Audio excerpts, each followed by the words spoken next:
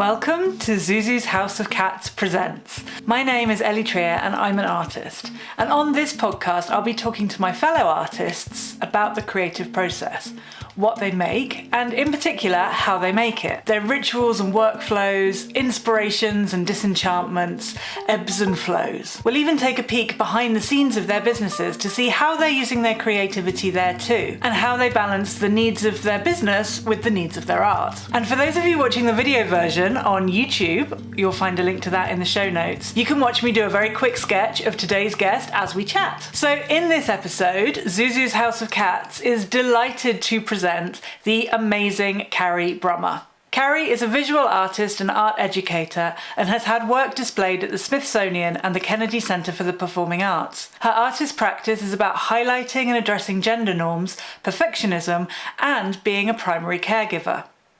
Carrie teaches through Artist Strong, where she helps creatives build their skill and develop their unique artist voice. She speaks about creating a unique style, why talent is overrated, and mindset issues unique to creatives. She's mum to a strong, smart 4-year-old and currently lives in Houston, Texas after 13 years in the Middle East and Canada. When she's not playing board games with her hubby, she's baking, reading, and of course, making art. Now, let's meet Carrie. I am joined today by the wonderful Carrie Brummer, who is a fantastic artist and also an amazing guide for artists as well. Carrie, would you tell us a little bit about your background and how you started with what you're doing and how you got to be where you are now?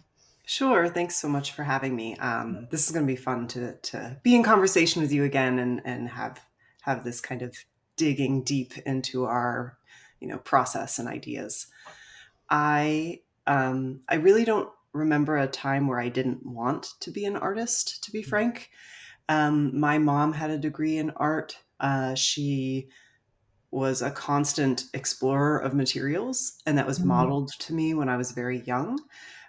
There's some irony there because I'm a perfectionist and she's not. And that's something we can get into, but, so like my first memories are like coloring with my grandma and my mother, and then just drawing and painting and like seeing friends being good at certain things in art and just really wanting to be better. Even at an elementary age, like there was this push or desire. And I think I felt a real sense of reward and affirmation from my family if I got any kind of improvement in my skill. And I think all of that kind of coalesced into this desire to express myself through my work and feeling permission to communicate through art in a way that maybe I, being a little more like shy and withdrawn, maybe wouldn't voice things in the same way. And so I think it became kind of this avenue through which I could, access part of myself and be fully expressed. It was really a tool even through my adolescence that I think really helped me just like process life, which I think so many of us can relate to. And so basically when I was in high school and thinking about college, I got some mixed messaging and was like, oh, you can't have a career in the arts. Like, you won't make any money. So I like went to school studying some like psychology and some other things, thinking, oh, maybe I'll become a therapist and then I'll make art on the side or something. And then ultimately I decided to teach. And I thought, okay, I can teach art. That means I get to have some kind of steady income. And I might have, I was teaching high school art. I'd have summers off in the US so that I could focus on my own practice. And that's actually what led me eventually to where I am now. I ended up teaching overseas. I moved to Dubai after living and teaching in Massachusetts in the States. And I lived in Dubai for 6 years teaching there. And then I met and married my now husband, and his job moved us to Muscat, Oman. And when we moved there, I decided to take a step back from classroom learning and say, okay, like I have all this knowledge. I had so many parent-teacher conferences where it was quite clear there are adult artists who don't feel the level of support that they need to really realize their creative interests. And I thought, what would change for people if we all felt that permission, and what a shift that could be culturally. And I was like, maybe I can do this thing online and help reach more people while making my own work. And that was the big catalyst for starting Artist Strong while engaging in my own practice. I love that. And I didn't realize that you had a teaching background as well. And psychology, it all sort of ties together perfectly, doesn't it? Yeah. That's fantastic. So for people who don't know you, like what is Artist Strong? Can you tell us a little bit about that? Absolutely. Artist Strong has been running for over 10 years now. It started as Wow. a blog that was kind of about creative process. I started it while I was in the classroom talking about education and creativity. And then as I started to realize that I could serve self-taught artists and adult artists who felt like they were struggling with their skill development and their voice, and they felt like they had gaps in their learning, I started to develop more clearly the vision of who I'm serving and how to support them. And so I help through Artist Strong, I create free and paid resources to support artists who have a home studio, but they feel stuck. They're not sure what's next. Perhaps they've taken a lot of courses where they learn to paint in the style of a teacher, and that's Hmm. been really rewarding and given them a lot of information and learning, but they've kind of reached a saturation point with them, and they're starting to be curious about, like, well, how can I take this idea and start to interpret it and show more of my own voice or style in this work?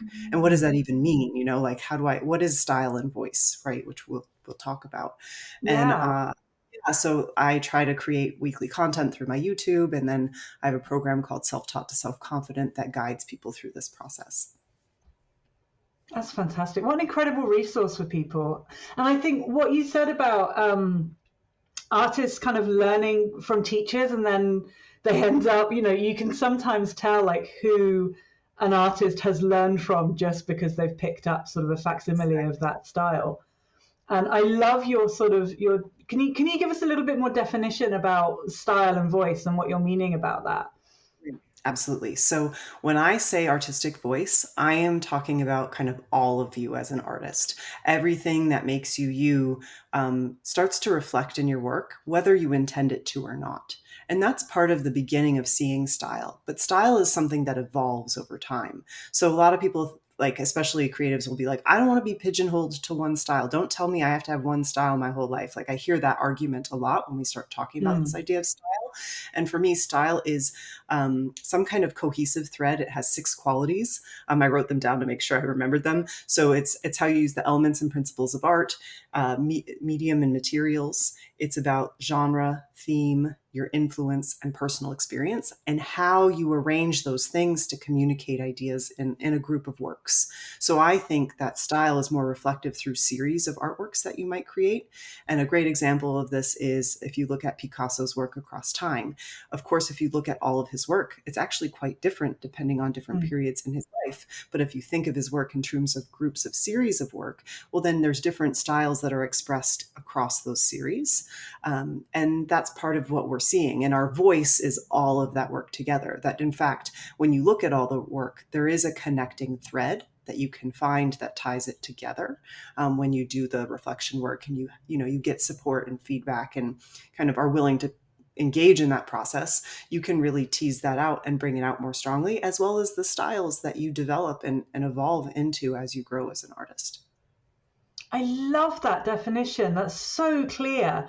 I think there's so much kind of talk about style and there's either, as you said, the kind of I don't want to be pigeonholed attitude, and then on the other hand there's I see a lot of very new artists like desperately trying to, what is my style, how do I find my style, how does this thing, how do I like it's something you have to kind of go and I don't Yes, know, try on like clothes in a store or exactly, something. exactly. And I've always told people like you already have that. It's already within you. Your job is to just sort of hone it and water it and nurture it and bring it out, bring it to the fore. Exactly. I really love that. So how do you feel that style and voice kind of interact with each other? Like, do you feel like there's an innateness in the voice, or do you think that's something that needs um, uh, excavation? I think is a really nice word for it. That is a good word. I definitely think excavation is part of this entire process. And that's another reason people feel stuck. They, like you said, they want to try on a dress or something that's outside of them and not internalize it, digest what they're doing, and consider their artistic choices.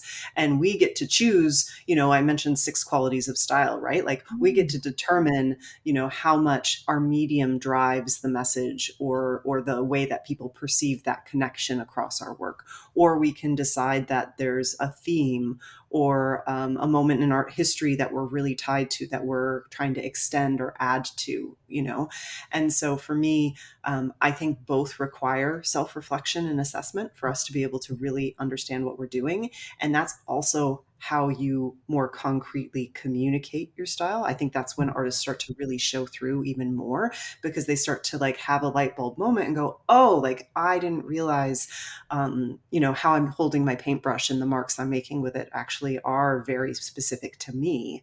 And that's something I'm seeing across all my work. Or in my case, I have this overarching thread of concept that tends to be about gender norms and unsung roles of women, not always, but mostly, that is actually evolving in my work, and it has led me to, I don't know, an Instagram account that I think of as an artwork as well as embroidery instead of my traditional acrylic work, So I feel like there's this freedom that also comes from this excavation. I really do like that word. That's a great word. It's good, isn't it? It Yeah. really fits. Yeah. Yeah, and I think that we need to give ourselves that time to look at our work as a whole, to get feedback from trusted peers and mentors to help us think about what choices am I making in this art, and how can I more consciously work with them moving forward, and having a curiosity instead of feeling pressure or like we have to force something through. Because every time I have tried to force the next stage of development of my work, it is not pretty. Like that's just not how it's worked for me. I don't know about yourself. And I really No, want it doesn't people to feel work. permission, I think that's why that word evolution is important too, because it's messy and there's starts and stops. And you don't always know when the next idea is going to hit you or how you're going to come to the next series. I like to work in series. And I that's, do too. and so I feel like, excuse me, I feel like that's really important when we talk about this idea of excavation and understanding both style and voice. That's I really love um, how much clarity you have when you talk about it. Like I feel like it's such a good way of putting it. And I really feel like my work, I work in collections, and I'm very much driven by what is the idea that I'm trying to express? What's the thing that I'm trying to communicate? And how is that going to be best achieved with, is it a painting series? Like, is that the best way of doing it? Is it a collage? Is it something else? Is it done in textiles? Is it, you know, the medium, I think the medium is the message. I can't remember who said that, but that's, it's part of the thing. Like the way that you present something has its own meaning, has its own, coded set of things that it's also expressing. And I really love that you bring that out, because it's not something that we hear a lot in the conversation about style, which seems to be very one dimensional a lot of the time. Yeah, it lacks nuance that Mm. then makes people feel cornered or boxed in. And creatives typically are a bit rebellious. We like to do things our own way. Don't tell me what to do. I'm going to do it differently just to just to make the point. Oh And so gosh, yeah. I'm concerned that creatives don't understand it's a natural process we can go through, and it'll eventually evolve whether you really intend it to or not. But if we're more conscious and we do that work, we can actually have it evolve more quickly and really be strategic in how we show up for our work, if that's important to us. I love that. I find that really, really exciting. And it leads me on to one of the reasons that I wanted to talk to you today was you have such a gloriously sort of intellectual approach to the work that you're doing. And I'm really fascinated by your sort of process of researching and the sort of the behind the scenes bit before you actually get to the visual communication. Um, and the collection that particularly caught my eye was your Anonymous Woman collection, which is about women in the 40s who were unsung heroes in a lot of ways. And Exactly. can you give us some insight into kind of what that project is about? Absolutely. It'll be a good starting point too to discuss how my style's evolved and how it continues to Yes. grow. So maybe I'll start actually with how the idea developed, and then kind of go Please. into. So initially, I was doing work that I actually felt was very derivative. And for anyone who's unfamiliar with that term, that's kind of what we were talking about before, where our work seems to reflect more the influence of others than it shows our own voice or style. And I was feeling really discouraged, and I was doing this work, and I was choosing like more public unsung women. And I wanted to find royalty free images of these women because I didn't want to use any images that could get me in trouble legally. I wanted to be ethical and on the up and up about what kind of image references I was using. So I was looking at Amelia Earhart and Frida Kahlo, and I was doing this work, and I kind of liked it. But in my head, like my inner critic was screaming like cliche, like derivative, like what are you doing? And I was like, okay, I know that I'm not exactly where I want to be yet, but I need to have trust that this is leading me somewhere. And so I was like, I'll just do 3 or 4 of these pieces. We'll see what happens. It'll be a small little collection, and then I can decide what's next. So while I was on the US National Archives searching for royalty-free images of these women, feeling like there's something bigger I'm supposed to be doing, I stumbled on these wonderful photographs of these like smiling, bright, like happy black and white photos of these women who were training to be cabbies in the 1940s while men were off at war.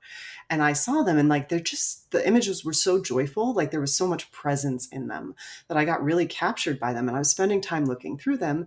And that's when I noticed that they had been documented for the novelty of this change in career and the gender role, but not a single one of these photographs documented any of their names.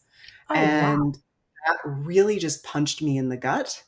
And I was like, this is what I'm supposed to be doing. And so it felt like a download in that moment, that stumbling onto these photos, having that realization, and it being really an extension of that idea of like unsung women or women from history who are undervalued. Like this was literally very grounded in that truth, but in a more unique way. And Yeah. so I was like, I need to give these women time. And so I typically paint or draw, and I did some small sketches. I got excited about them. I had a friend give me some feedback about them. And I decided that I would also embroider into them and embellish them with gold leaf because these activities are craft oriented. They're typically identified as female. They're Hmm. laborious, and they're also undervalued, like, so I liked that layer of the medium and the meaning kind of Yeah. layered. So then I was thinking about titles for the work, and it was just kind of this download that naturally came as I started exploring these pieces. Was, well, I'll just give them names. They deserve to have a name, even if it's not the right name. Oh, Um, I've got chills. Thank you. Yeah. Uh, that's how I felt when I realized it. And so then some of the people in the Artist Strong community also even helped me name some of the works. And that's what led to this series of pieces. And it was actually the first solo exhibition I had when I was living in Canada. I had a solo show there outside of Ottawa and won a grant for that body of work, that series. So Is this one of them behind you now?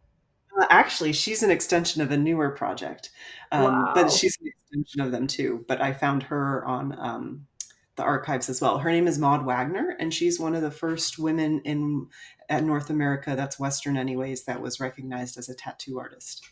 Oh, wow. So That's it's fabulous. hard to see here, but the lions are fully embroidered on her. So some of her tattoos are embroidered rather than painted. Um, Wow. but Are the other ones, the ones on your website, are they the same scale? Some are almost the same size. A lot of them are more like 16 by 20 inches. Sorry, I can't think in centimeters right now. That's fine. Yeah. So, yeah, there's a range of sizes. I had some really small pieces. I decided to kind of really play with scale a bit because I Mhm. also knew that I wanted to have them in an exhibition where I had them for purchase. And Yeah, I was thinking consciously about range of scale helps invite people at different price points into the work. yeah, yeah. That's really smart.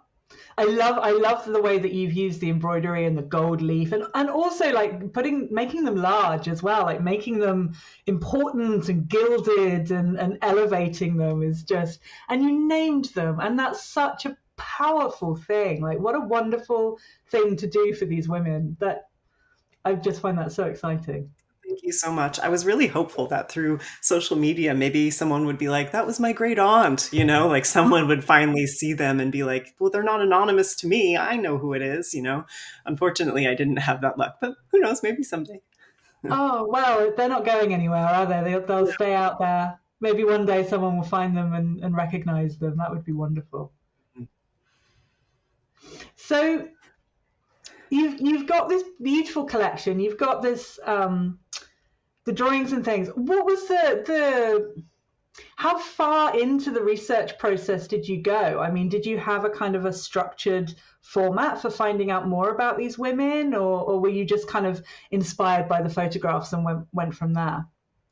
I This is where, like, even though I'm actually very A-type and tend to be very structured as an individual, which sometimes people feel is a contrast to being an Mm, artist, but this is where I kind of let intuition dictate things, or I make space to like have these like downloads. I don't know what else to call them. mm, So I would be working on a piece just inspired by the image, and then it would be like, oh, let's use the embroidery, or oh, I want gold leaf here. And then it went, well, what kind of colors and patterns were reflective of the time period? So then I got curious about that, and then I spent time looking up wallpapers and fabrics, and found vintage clippings of those things as well as color palettes to then decide the color palette for the body of work. And so I didn't come into it knowing that's what I was going to do, but mm, I then realized that was important to the work and sought out that information. And so that did determine like the limited color palette, mm, kind of keeping them almost looking more like a tinted photograph than like a mm. super kind of rendered face. And then using patterns and colors that were reflective of the period. So that was kind of one piece. And then what I would do is I'd look up books or find some articles, because at the time, actually, it seemed like it was coming up more in the media too, for like news clips and things about honoring women from the 40s and just Mm. like from history in general. And so I'd kind of clip articles that talked about specific experiences to help me, I don't know, feel like I'm bringing them to life while I'm working on them, that like I had these other stories to ground the idea and help me make decisions in the work. Yeah, so you're sort of immersing yourself in that environment, looking at the things that they would be looking at, bringing their stories to life in Hmm. in actuality. I think that's so exciting. And on the flip side of that, you're working on another project at the moment which seems completely different Yes. and is Yes. very much kind of community based and very digital and yeah, can Yes. you talk, did one kind of, was it a natural progression to lead onto that, or was it from a Again, completely different place? it's so funny how it all ties together. So this piece is kind of part of that as well. So while I finished up my solo show and had the exhibition, I became pregnant. And we moved from Canada to Texas in the US. And at the start of March of 2020, I was gifted with a beautiful little girl right at the start of the pandemic. Wow, what And timing. And so our whole world really did turn upside down in so many ways, and in the best of ways as well. But so I knew going into that solo show that I was going to have a period where I would be taking a break. I wanted to be home with her as much as I could be. And I also knew that it would probably change my identity a bit. And I was actually even Mm, a little nervous about like what that would mean for my art and my teaching, and like how was I going to marry these things. And mm, so that was something kind of in the back of my mind. And then the pandemic kind of just, I don't know, elevated all of those questions in a very big way.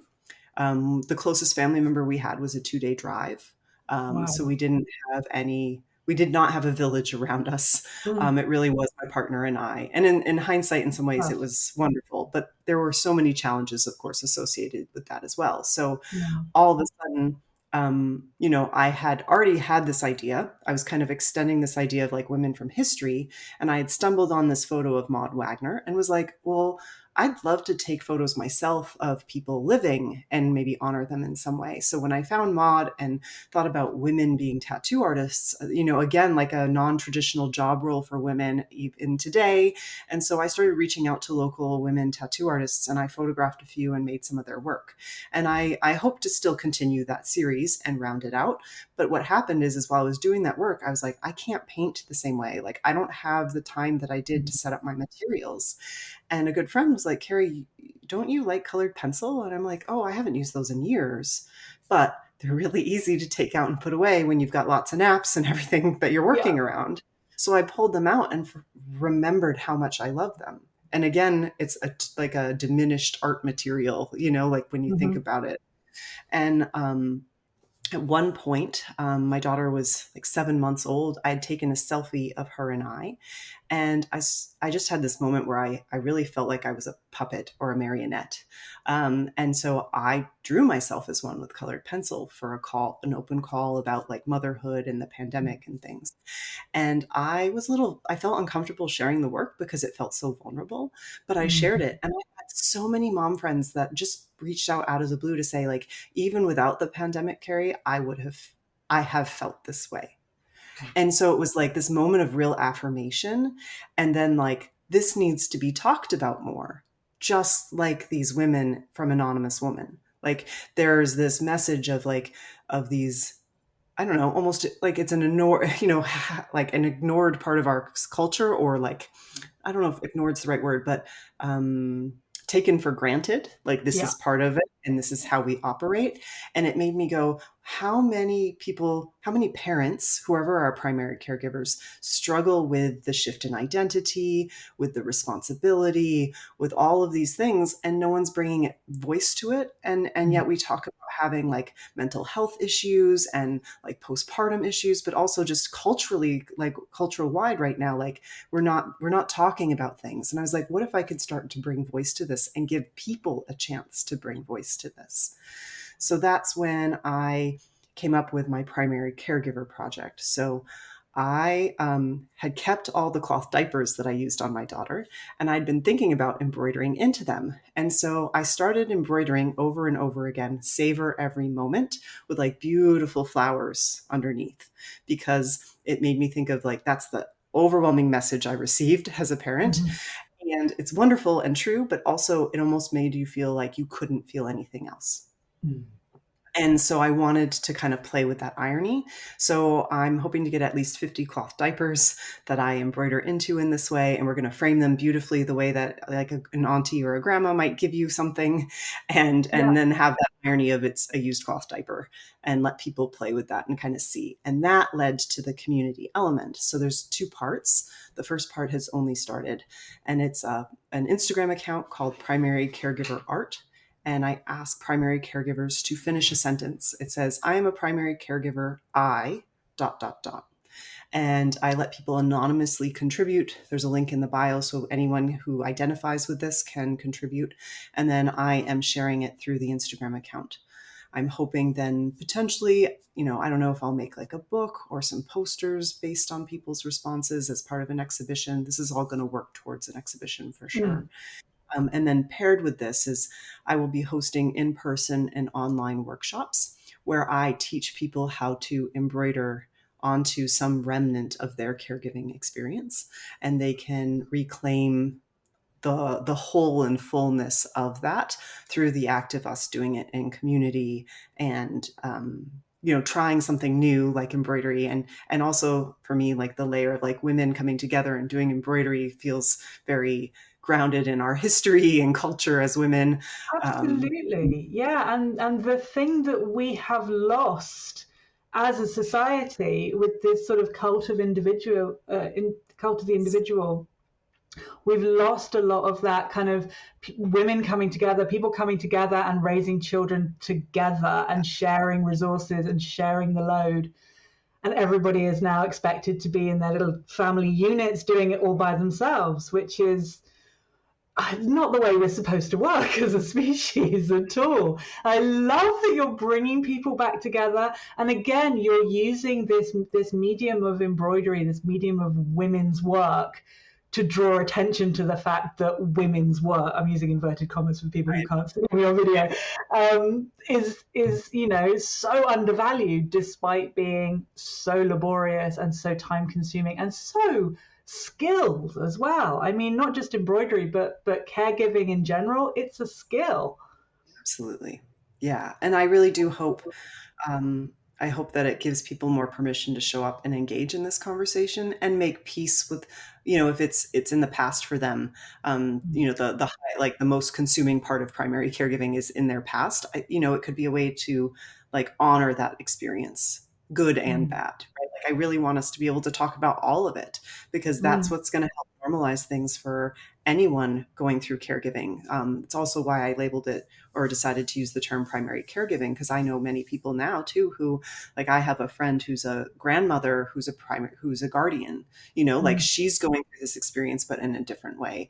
And I have loved ones who are caring for their spouses or their parents, and that is a kind of caregiving, right? Mm. And I think we need to acknowledge how important this is as part of our culture, and yet we don't talk about it, and we place all kinds of expectations on ourselves and each other, and without even, again, having that reflection or conversation, which I think can be quite stifling when you don't Yeah. feel permission to express the fullness of your experience.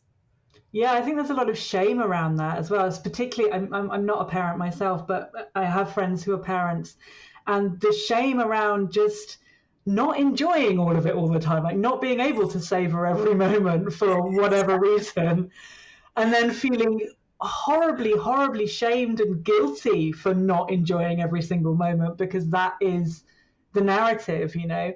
And I think there's a little bit more leeway when it comes to caring for a spouse or a family member or you know, a parent or something. There's a little bit more leeway.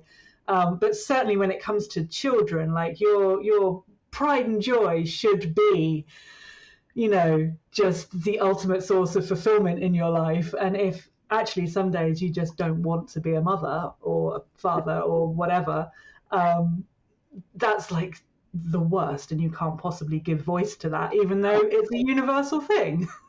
Exactly. Yeah, like the other week I had to carry my screaming, railing child, like a football out of American football, out of a mall, screaming bloody murder because she didn't want to leave a playground area.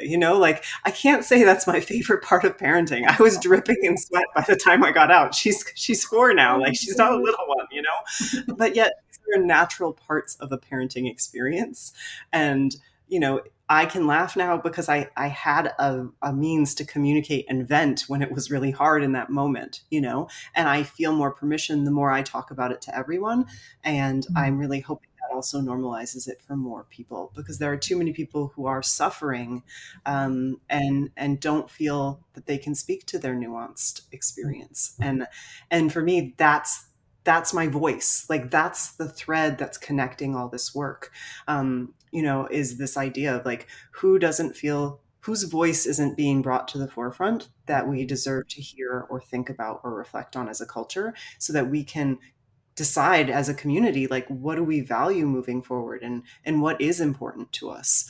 And I think I would have never thought about my work that way, and I was nervous to make this transition because it's not as concrete as portraits of women that I'm finding in the archives, Yeah. and yet I can very much see that this is still about, like, essentially women's issues, feminist thought, what is equality and showing up, and the permission to voice all of our experiences. And obviously, I don't think I would have come to this new work without the birth of my daughter. So that was a huge shift and moment for my work, and it dictated the medium as well, because embroidery and colored pencil are so easy for me to pick up and put down in moments of parenting. And I choose to be home with her. Living in the U.S., we don't necessarily have the supports that some people in like Europe, for example, have for care. And I choose to be home with her. So that limits the time that I teach and the times that I have to make art. So I have to really think carefully about how I'm showing up when I have time. Yeah, yeah. It's interesting that the highest forms of art in terms of medium, like, are the most the ones with the highest barrier to entry, the ones that, you know, people with a lot of money, a lot of space, a lot of time, a lot of energy have access to. And the people who don't have access to those things, we use different media. I have a friend who has a chronic illness, and she uses marker pens lying on the sofa in front of the telly. And you know, her art is absolutely beautiful. And when she has the energy, she takes that into the studio and she makes it into something like a acrylic painting. But most of her work is done with markers in front of the telly, because she can pick it up, she can put it down, she doesn't have to worry about it drying, and it's just accessible. Yeah. I hope more And I artists think, can feel that, like, permission for accessibility? Like, what makes it easy for you to show up? Because it Mm. doesn't always have to be like a big fancy painting, which is, I think, what is like communicated without being said sometimes, that we feel like we have to do to be good at art. Yeah, yeah. So I love that. I love that you're sort of elevating these things into, using the message and the concept to take these mediums into something that's more elevated. I think that's a really beautiful thing. You mentioned before that this kind of evolution of your style, it's come about through a big life change. But obviously, I mean, you've been an artist for many years. You must have had many kind of evolutions on your journey. Do you want to talk a little bit about kind of what that looks like and how you've been able to kind of pull out those sort of golden threads of continuity? Mm. Yeah, I would say, especially before my Anonymous Woman series, I had started to work in series, but I hadn't really found the thing that really made me feel alive. Like that like thing where you hit a certain note and you just feel it through and through. I'd been Mm. searching and exploring and doing what we all do, because that's how you start to show more consistency of voice or consistency across style and series of work. But we don't know how long it's going to take, and we start to, like, we can be insecure about it, like, and I'm speaking from personal experience. I'm self-guessing here. I have a degree in art and art history. I'm teaching art to high schoolers, and I don't feel confident enough yet in my own skill. Like, what am I saying in my work? So I was making a lot of art, but it was kind of all over the place. And what really started to ground me actually was when I moved to Dubai. It was a burgeoning art scene, and there was a local gallery there called Tashkil, still open, and they started to have open calls for artists.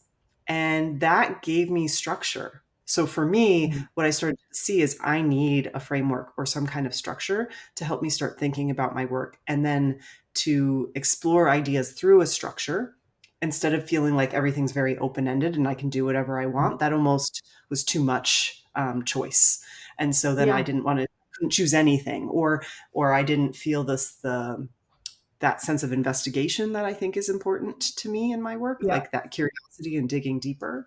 And so once I started to like really value this place, and I liked the questions that they were asking, I noticed a shift in my work. And it was like a shift in my skill, a shift in my level of communication and kind of reflecting the environment and world around me. And I think that was really the start of me owning my style a bit more. And still, it was very much evolving, and it was very much a reflection of living in the Middle East at the time. Like, I have a series of, beautiful lanterns that I did. Things were kind of more reflective of my environment, or me thinking about Mm. definitions of home, and kind of playing with those ideas. Um, but it really wasn't until I started thinking about, when we moved to Oman, and I started thinking about, like, I want to talk more about women. And in fact, that might have been tied to as well the fact that I was tutoring someone in art history at the time who very much only wanted to learn about women artists across history. And so, of course, my art degree did not include very many women artists from art history. Those No. books don't include very many. So I had to do a ton of research, and we focused mostly on the Renaissance. And I found the biographies and stories of these women to tell her every other week or every few weeks or so. And I think that probably precipitated the, like, I want this in my work more. Like, there's an Mm. injustice here, how much women contributed to art history. And I think that kind of then maybe triggered that, okay, like, how do I investigate this in my art? How do I start talking about it? I love that. I did an art history degree as well, and I I I have spent the last sort of 10 years just like re-educating myself about all the incredible women, and I have to say the women are so much more interesting than the men. Like their stories are more interesting, their personalities are more interesting, the things that they had to overcome, like it Mm. just gives them so much more character and is lovely. And I'm sort of we've had this wonderful period in Copenhagen recently where all of the kind of the big art museums and galleries have finally realized that women artists are incredible. And we've just had run after run after run of incredible exhibitions with these women from history. And it's been so refreshing. And it's such, it makes me so mad, it just makes me so mad that these women were largely completely ignored. Exactly. Diminished, right? Like Diminished. They're not important. Yeah. And the number of great, groundbreaking things that happened throughout art history, the number of times when you actually do a little bit of digging, it's like, oh, he got that idea for a woman. Yes. Like the ready-made thing with Marcel Duchamp, it was a woman's idea. It was, what was her name? Baroness Elsa. Yes. Kandinsky and Hilmar af Klint, like... Sorry to interrupt you. I just found that out about Jackson Pollock, that he saw work by a woman, and I can't think of her from, and she was doing it, and he's like, oh, I want to try this. And so he's the one that profited. Yeah. Yep. Yeah, it happens over and over again. I know Yayoi Kusama, like a lot of the really interesting, weird stuff she was doing kind of in the 60s. Other people, men, would take those ideas and become very successful at the time. Unfortunately, we don't know anything about those men now, but we know about her. So, every now and again, history does do the right thing. We remember the right people, but it's a very rare occurrence. So I want to switch gears a little bit, and I want to talk a little bit more about your sort of how you balance your creative artistic needs with the needs of your business. So obviously you're running an online teaching business and you have your art practice kind of running alongside that. What does your average kind of day or week look like balancing those two things? So currently my daughter goes to daycare twice a week. So that has been a big shift for me, that I have 2 days where I can focus on interviews and work and kind of uninterrupted thinking, which I never realized how much I would value. And so I plan my days around that. And that's very important for the business side. Like I need uninterrupted time to record my YouTube, to write the transcript that I record from, to set up the blog post. I can do editing and some things when she's around, right? But I also want to be very present in both parts of my life. I don't want work to be something that she just always sees me doing. I want to be present with her. So I'm trying to figure that out. And so I generally have it pretty boundaried that I only work Mondays, Fridays, and Saturday mornings. Wow. And that's really when the work happens, unless I journal in the evenings, and I'm starting to write articles kind of in before bed rather than journaling. So that's kind of helping. But so what I've done too is I've really pared down my offers. So right now, for Artist Strong, I have Self-Taught to Self-Confident, and it is an all-encompassing kind of premier program to help people go through making sure they don't have any gaps in their learning, to fully expressing themselves through unique art. They end with creating a series of work that's unique to them. And that has a weekly call. And so that's like a weekly touch point where I can give feedback to my clients. They can go through the program at their own pace, and they still get as much feedback as they need from me. And so I build my time around knowing that I need to serve them in that call. And then I have a handful of one-to-one coaching that I do as well. And those people, I also reply to them on Monday mornings. So it's kind of like generally Monday mornings are kind of for those things. And that leaves me a day and a half to think about like marketing or whatever I need to do for administrative things for the business.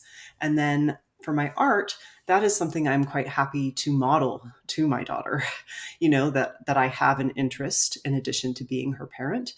So we share the studio now. She calls it the studio.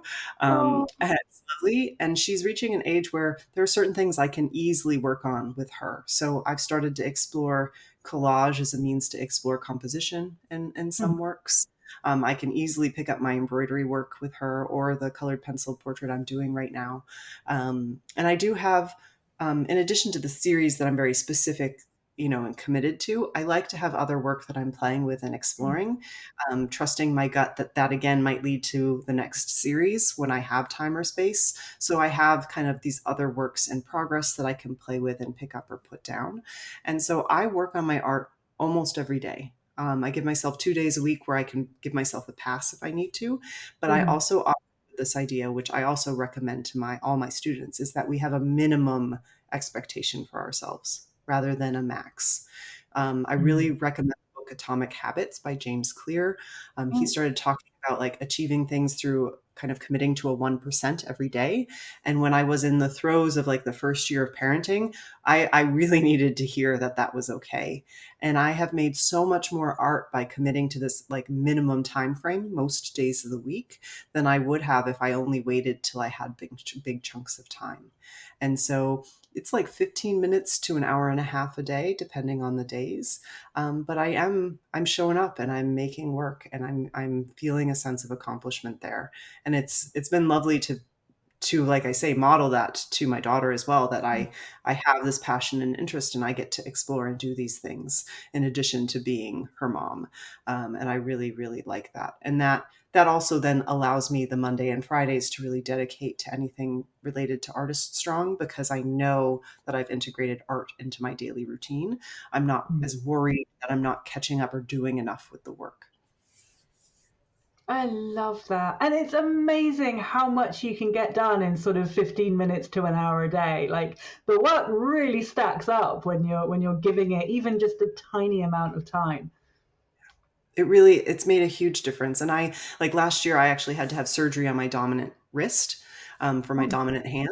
And I taught myself to draw with my left hand, but I did it not by pushing myself to do like 10 minutes or even a half an hour a day. I started Mm. with 2 minutes a day in a sketchbook before I went to bed. So I at least drew something. And I have this little sketchbook now full of these interesting little portraits done with my non-dominant hand. And you really see the evolution of like my dexterity and control. And now I can integrate that use into my work. Like that's been a Mm. response. But I think I share that again just to emphasize to anyone who feels like they're in a time of their life where they don't have a lot of time for their work and they want more, that we can sneak it in like little ways, and it truly makes such a difference if you show up a little bit every day. And I know that concretely people can digest and understand that, but it's almost like we don't believe it until we start doing it and seeing the Mm. work. I had a client share that with me last week. She's like, I know this is true, but I didn't feel it until I saw the results in my own work. So have some faith, that minimum expectation for yourself. And for me, most days instead of every day, being a perfectionist gives me some leeway, and permission to be flexible. I am making work. I was able to apply for a grant that, fingers crossed, will help me realize the primary caregiver project. Like I'm giving myself time to do those things. And it's amazing how much more time I actually think I have than I realized by Mm. showing up for that. That's amazing. That's such good advice. I think that's I know a lot of entrepreneurs who have children, and it's astonishing what they're able to do just by like squeezing the work into the gaps. And you can do exactly the same thing. You can do exactly the same thing with art. Like having a sketchbook and a pen within kind of grabbing distance at all times is an absolute game changer. Yeah. Yeah, and instead of at a doctor's appointment or waiting in a really long grocery line queue, like you could have a little sketchbook with you. You don't have to play on your phone, like So much you could nicer. time. And of course, it takes time to adjust to a new habit and routine. But if you always have a little book in a bag that you take with you places, why can't you start to think, oh, I could pick this up and do some doodling? And in fact, this can be part of what helps you refine and develop the voice that you're seeking, if you are seeking your voice to be more refined. Oh, I love that. That's such a wonderful piece of advice. Thank you. Yeah.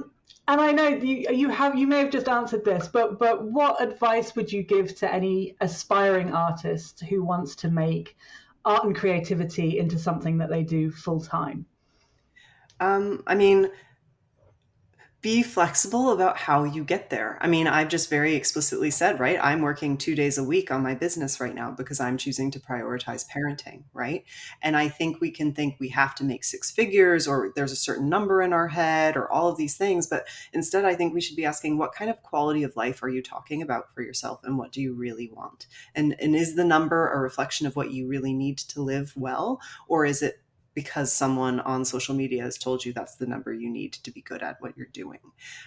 Because I feel like a successful, thriving artist, and I am supplementing income right now. I am not replacing any income that I used to make as a full-time teacher, right? But that's okay, because this is a goal that I've had and it's a value that I'm operating from. And I wish more people felt permission to be honest about that, because I know plenty of people who actually have part-time jobs that they take very consciously to open up the feelings of exploration and curiosity, so they don't feel the pressure on their work to figure out what's next. And it doesn't mean you can't become full-time either, but giving yourself that space and time instead of like pushing to rush to get there. I think that that immediacy in our culture is a real problem today that doesn't allow for creative process to take place, which has ebb and flow. Yes, absolutely. Absolutely. And you're right, it's about the quality of the life. It's not about getting to some mythical destination. It's about what do you want your life to look like? And art and creativity it's a very fragile thing. Like it has to be treated with care and respect. And yes, you can make money from it, and yes, you can make good money from it, but you can't bully it Yeah. into doing that for you. You have to kind of let it evolve naturally in at its own pace, which I think is completely counterintuitive to this very kind of hustly entrepreneurial culture that we have around, even around art, which is crazy to me. Absolutely. Yeah. Thank you so much for talking with me today and for sharing your incredible wisdom. And it's been so lovely to hear about your practice and to get to know you better as well. Like it's been such a joy for me. And So nice to yeah, chat with you. It's so nice to engage in conversations like this. I hope it brings some value to people listening or watching.